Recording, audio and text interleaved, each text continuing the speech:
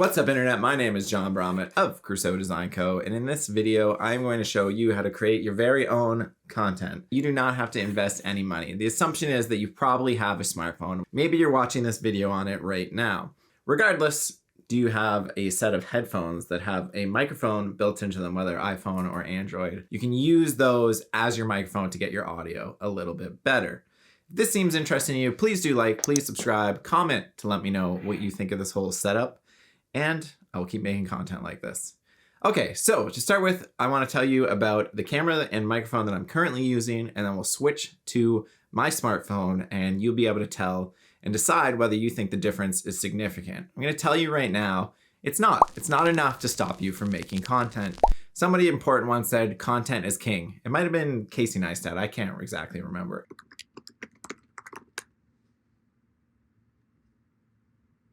But really, content is more important than your setup. Your lighting, if it's good, your video, if it's good, your audio, if it's good, is great. But if it's not too bad, as long as it's not terrible, your content is gonna shine and it's gonna be more important.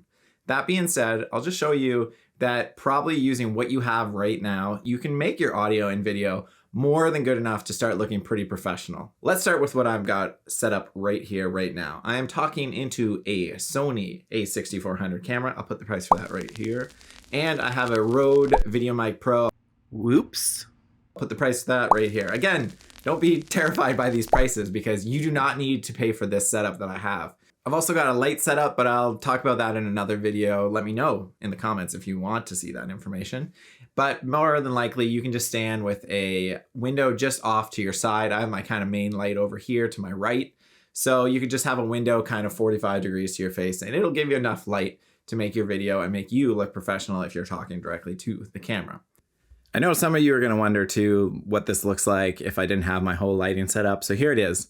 I'm just near a window. It's kind of on a 45-degree angle to my face so that it's lighting up one side, casting some shadows on the other side. I have no lights on in the office behind me. As you can see, it looks pretty good too, so you don't need to spend a bunch of money on lights. So now I want to show you what this would all look like on a smartphone. Now keep in mind you can use any smartphone, whether it's an iPhone or an Android phone or maybe a Windows phone.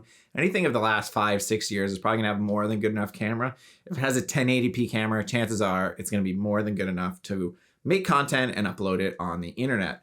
For me, I'm gonna use, hang on. Personally, I currently have an iPhone XS Max. This is about a 3-year-old phone. The camera is more than good enough. I haven't had any need to upgrade, so I haven't. And if you want your audio to be a little better, what you can do is plug in either headphones that came with the camera or ones that you've bought separately. These are just the EarPods, not the AirPods, but you can use those as well. You can even use any kind of headphones, just something that has a microphone built in. The idea is the closer the microphone is to your mouth, the better your audio will sound. So if you're using your iPhone from a distance, sometimes the audio does not sound as good because it's not meant to pick up audio from such a distance. It's meant to pick it up close as if you're talking on your phone. So without further ado, here is of course what it looks like on my more expensive setup. And in 3, 2, 1, and there you go. This is what it looks like on the iPhone. Can you tell a lot of video differences? You let me know in the comments. And of course, the audio is probably gonna sound a little bit different for the reason I explained before. Instead of having a microphone that was purposely built to kind of pick up audio in a direction, this is the iPhone audio and it's meant to pick up really close. So you're getting a lot of echo and a lot of different sounds. And in 3, 2, 1, and 3, 2, 1, and in 3, 2, 1. Again, it's more than good enough to start making your content. Now, of course, if you do want to step it up just that tiny little bit more without really spending any extra money on a proper lapel mic, which you can look that up, I will show you what it sounds like using headphones that actually came with this phone, or maybe an old phone, I can't even remember. So again, first of all, I've got this rat's nest thing of cables and cords and things. And most importantly, it has a microphone attachment right there. And I've got the stupid dongle and all this silly thing to actually plug it in. Now the issue is I want to make this stay on my collar, so I have a little trick. This is simply a binder clip, which hopefully you can see right there. And I'm going to set this up so that it actually holds this under my shirt so you can't even see it. And it'll make my audio sound much better, but also look pretty cool. So here, I'll show you what this looks like. Let me try and just struggle. This is going to be hard to do on camera. Okay. Basically, I want to try and get this. I'm not actually going to put it around this microphone piece at all because I don't want to accidentally press like the plus, pause, minus. I don't want to press any buttons. So I'm going to do just in front of it, just like so, like that. And then this is all basically going to be hanging, and this will be attached to my collar. So let me run it through my shirt like so. And then using this, I'm going to try and awkwardly do this without looking. Put it here and then clip it to my shirt. This is the tricky part. I definitely recommend that you do this in front of a mirror. Now, of course, this looks silly. So we flip these little clips in, and just like that, it's starting to look better. Just remember, I haven't plugged in my actual audio yet. So the audio still is going to sound rough. But now the next little trick here is that in these binder clips, if you simply pinch here, you should be able to pinch and pull out this little part of the clip. And then now that that is gone, this should start looking a lot more subtle and a lot more professional. So kind of pull it up there, and just like that, you've got your cheap lapel mic. Now, the only issue to using a headphone cord is it's only going to be as long as it comes. So I have to get a little closer to the camera. And what I do is a little trick is I got to I'm rolling my shirt up off screen, hope to heck that you don't see, anything you shouldn't. And then I'm going to plug it in.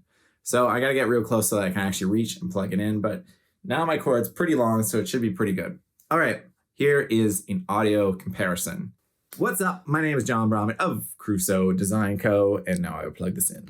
What's up? My name is John Bromett of Crusoe Design Co. Hopefully the audio is starting to sound a little better. I will admit that usually when you first set this up, you first plug it in, it might sound a little weird. You might be like, I kind of like the old sound better.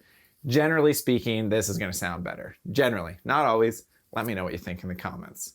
And now that you've seen the comparison of the video, you've heard the audio difference, let's go back to my more expensive setup, and you can tell me if this would stop you from making your very own content. All right, so what did you think of the difference? Was it big enough for you? Would it stop you from making content? I hope not, because it's more than good enough to make great content.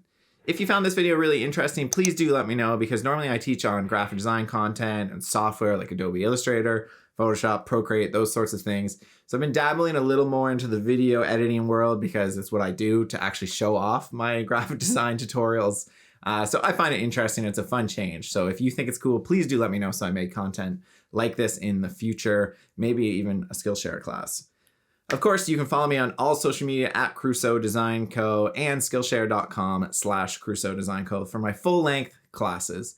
Thanks so much, guys. I really appreciate it, and we'll see you again soon. Bye-bye.